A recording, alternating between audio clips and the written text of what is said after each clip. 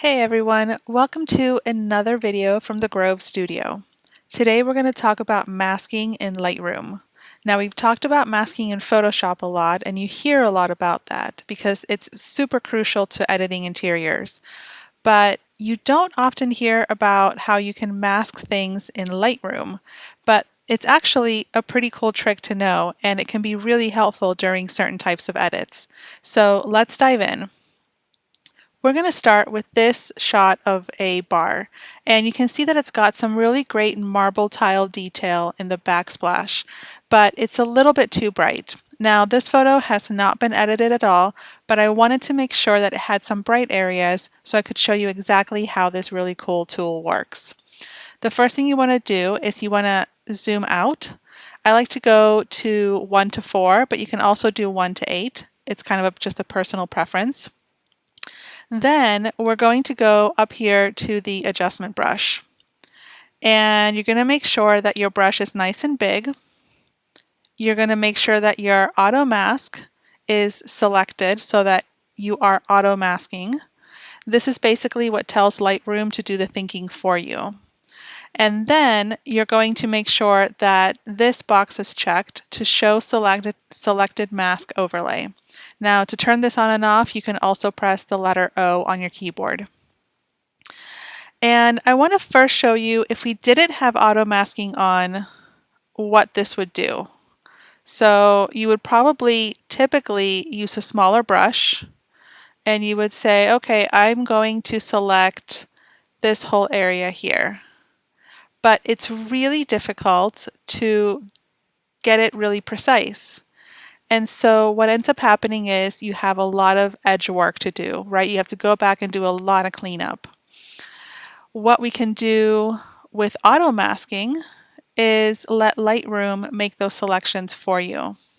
So we're going to go back up all the way to the big size there, and with auto mask selected, we're going to make sure that the point of the center of the brush clicks on what you want Lightroom to select for you. So if I want these bright highlighted areas that are a little bit too bright, they're a little overexposed, I'm going to click on one of those overexposed areas so that Lightroom knows that that's what I want it to pick. So I'm going to click right here. And you can see down here it's selected kind of a lot in that area because it was all pretty bright. So Lightroom works off of contrast and it tries to select the areas that are the same as what you clicked on. So down here there was a lot of brighter areas, so it picked a lot more. But up here you really see all of that detail masking, and then you even see it picking up on the labels on these wine bottles and a large amount of this countertop. Now, if there are areas that you do not want that were included in the masking, you can always go back here to the erase brush and then just pick whatever you don't want included in there. I'm going to undo because I do want all that in there. I'm going to go back to my main brush. And then once you have Lightroom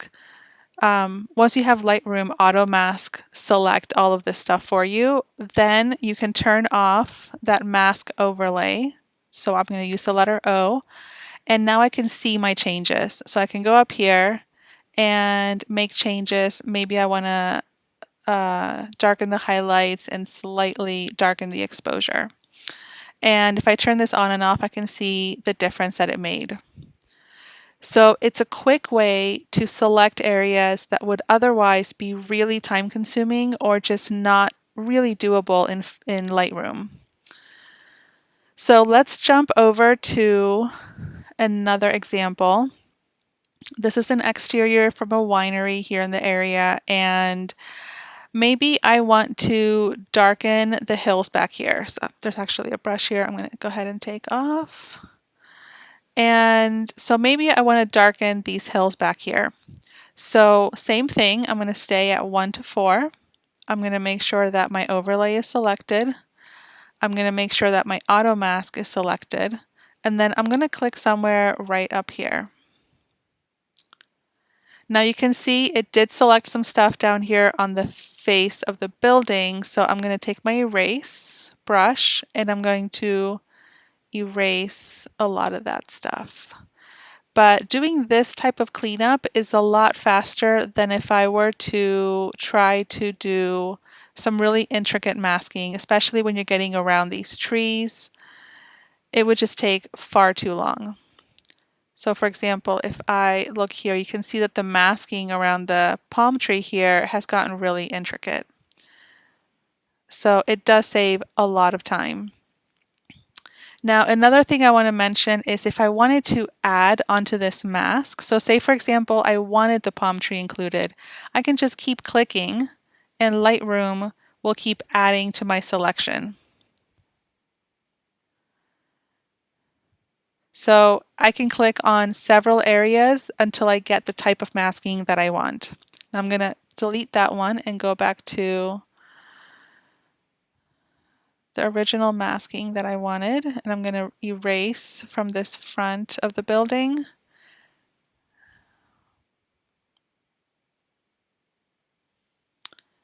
And go back to our main brush, turn off the overlay, and then I can make my changes. So whatever change I want to make, I can go ahead and do that, and it's only going to do it to the areas that were masked. So again, there's the before and after. Let's do one more, and this is kind of a fun one.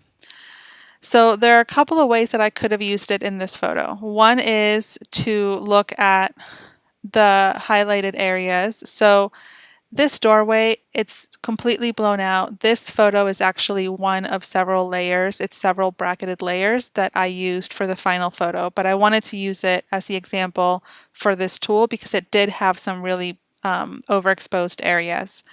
So this door, I'm not going to be able to bring anything back. But if I were to click, for example, on this floor, then it's going to select the areas that are similarly blown out, so to speak.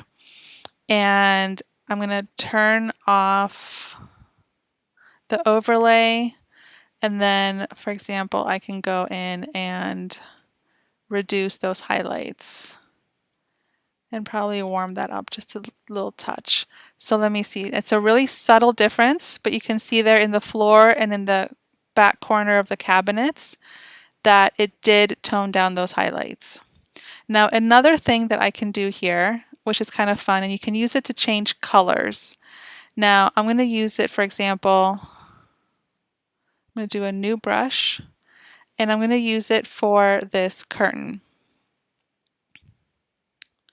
So you can see that it selected the curtain.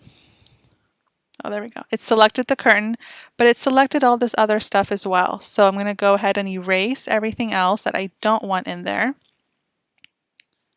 because I just want to change the color of the curtain. And we're going to, there we go. A little bit there, and this ceiling here. So with that quick little cleanup, I now have a really great clean edge for this curtain. And if I turn off the overlay, I can now, there we go, I can now make changes to that color. And it's just going to be to that curtain. So maybe we make it purple. There we go.